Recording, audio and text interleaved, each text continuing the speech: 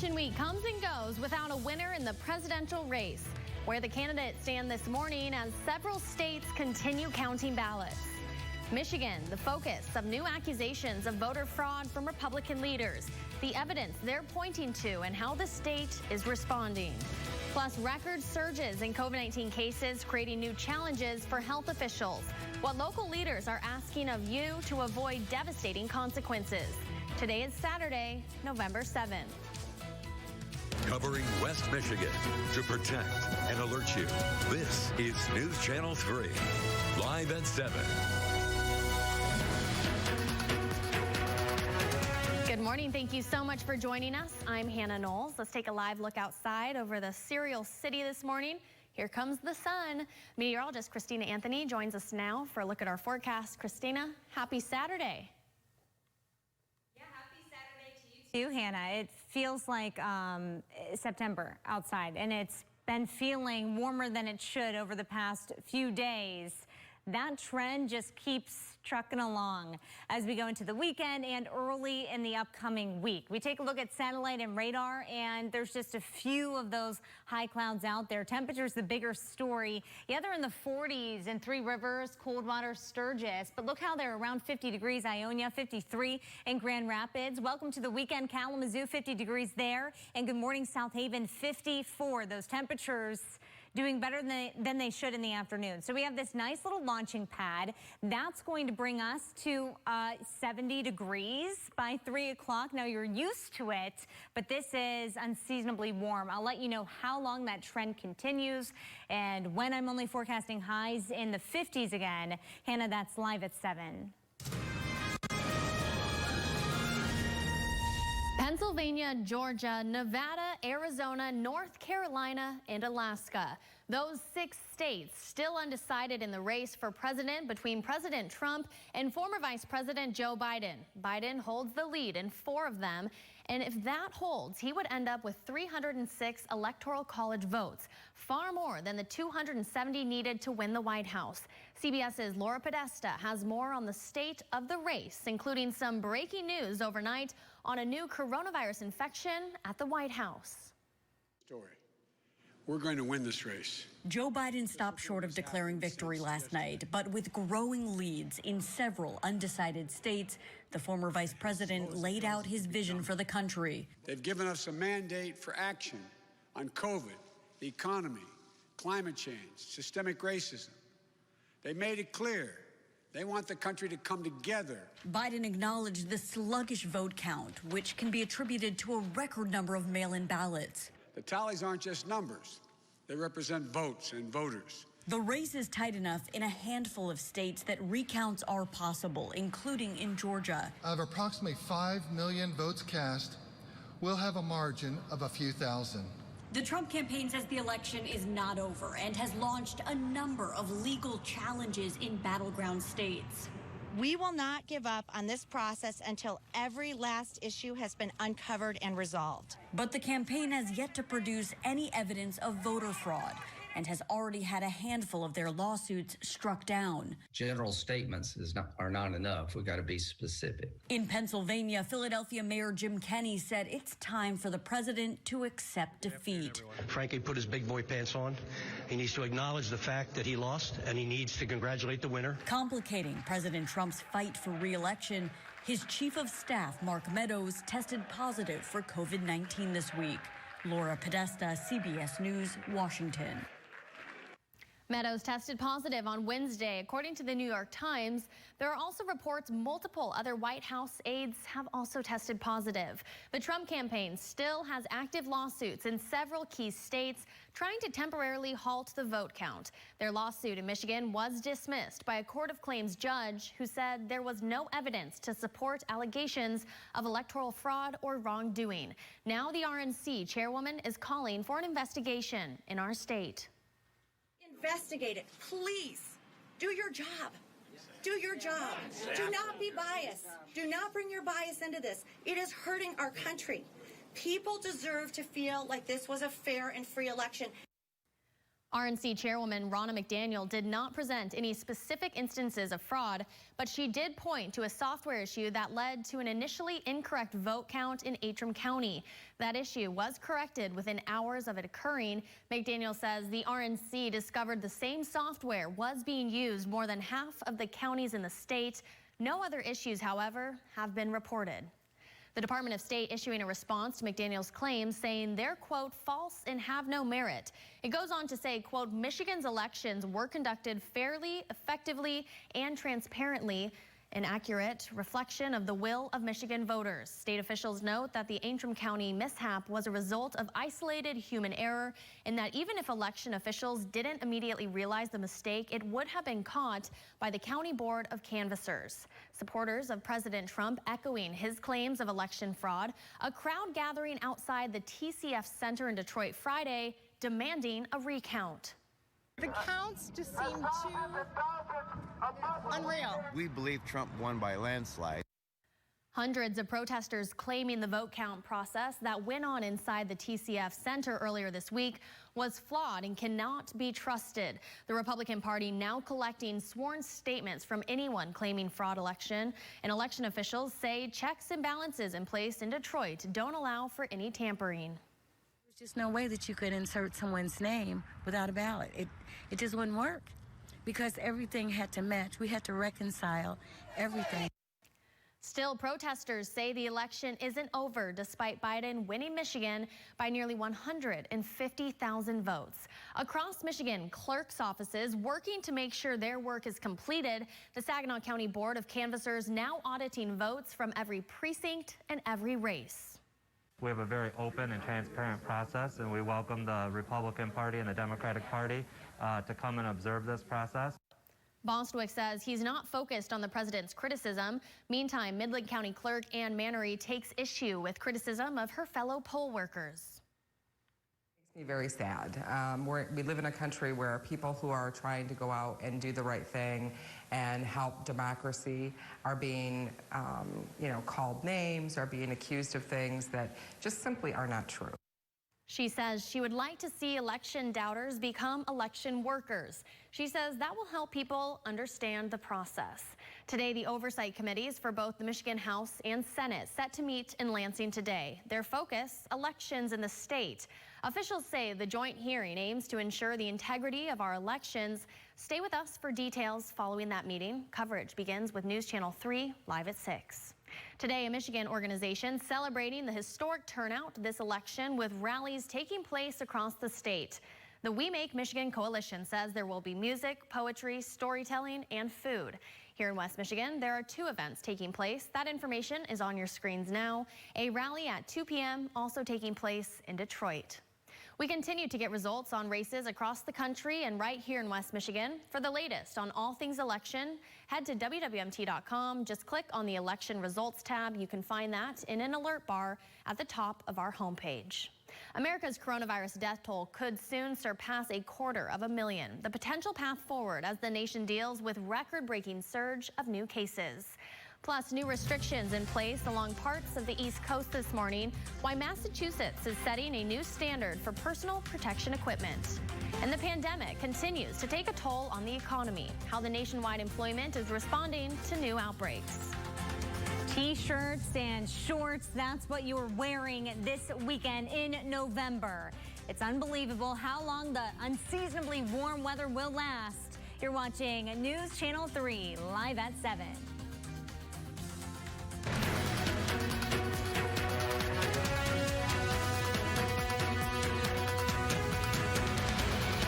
Why so few forensic nerve? Especially given the COVID-19 pandemic, one question that I've been getting now more than ever is, can pets get our diseases and vice versa? A zoonotic disease is a disease which can be transmitted from animals to people or the other way around.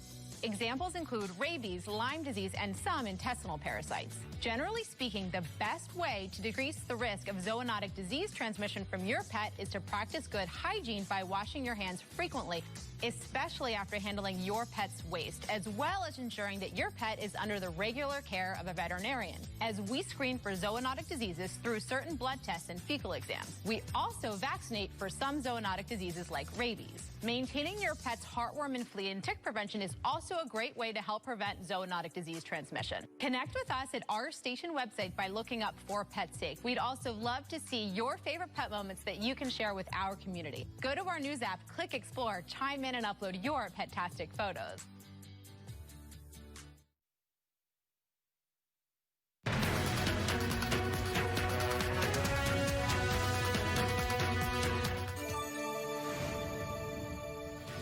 The U.S. reporting continued surges in COVID-19 cases on Friday. More than 126,000 cases were reported across the country, beating its own record set just one day earlier, with nearly 122,000 cases reported on Thursday. The Midwest is getting hit especially hard.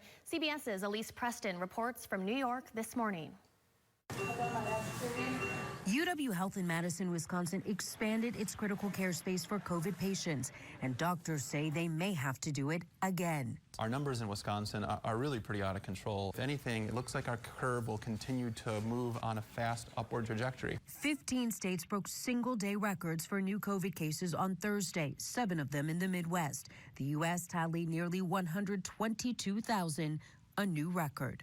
On Friday, the nation's top infectious disease expert, Dr. Anthony Fauci, said the surge will require a unified nationwide response. We're all in this together. We will do much, much better by putting aside differences and realizing that the common enemy, as I say so often, the common enemy is the virus, not each other. The CDC predicts the nation's death toll could reach more than 260,000 by the end of the month. Susan Three Irons says her 17-year-old daughter Elvia is the youngest person in North Dakota to die from COVID complications. Both mother and daughter were hospitalized when Elvia's heart stopped. I put the phone beside her. I told her I love her. Told her she could rest now and be at peace. And an elections supervisor in Missouri who worked a 15-hour shift on Election Day died later that night.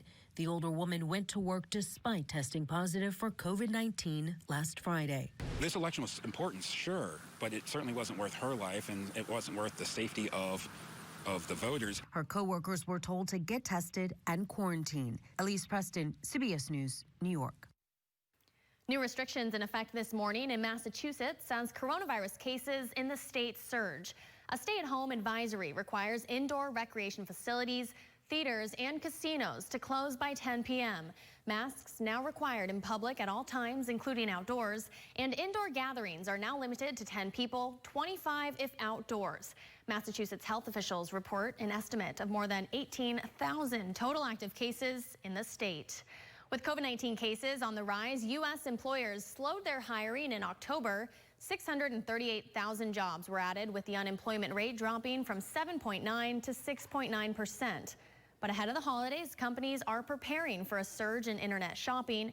Amazon is now hiring 100,000 new workers. Target and Walmart also staffing up for the holidays, as well as both UPS and FedEx, which are preparing to ship billions of packages around the world.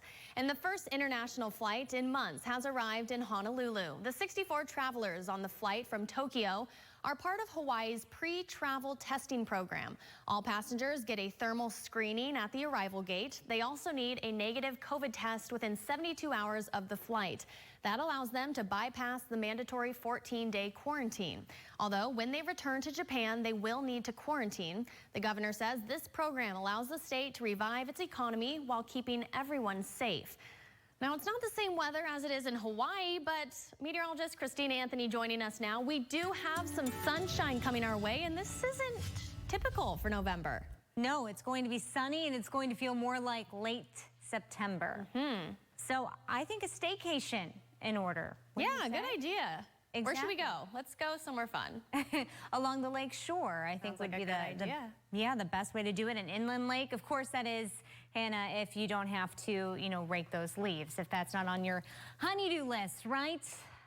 It's going to be tough to avoid that yard work when I'm forecasting such a nice stretch of weather ahead. High temperatures yesterday, yeah, they hit the lower 70s, not just in West Michigan, but you can see this big bubble of warm air here kind of taking over the eastern continental United States. And, well, there's really nothing to track over here either. It's sunny side up on a Saturday morning in South Haven. We like that alliteration, and we like the way that it looks here on our Horizon broadband camera. You can see the Dykeman Bridge in the background.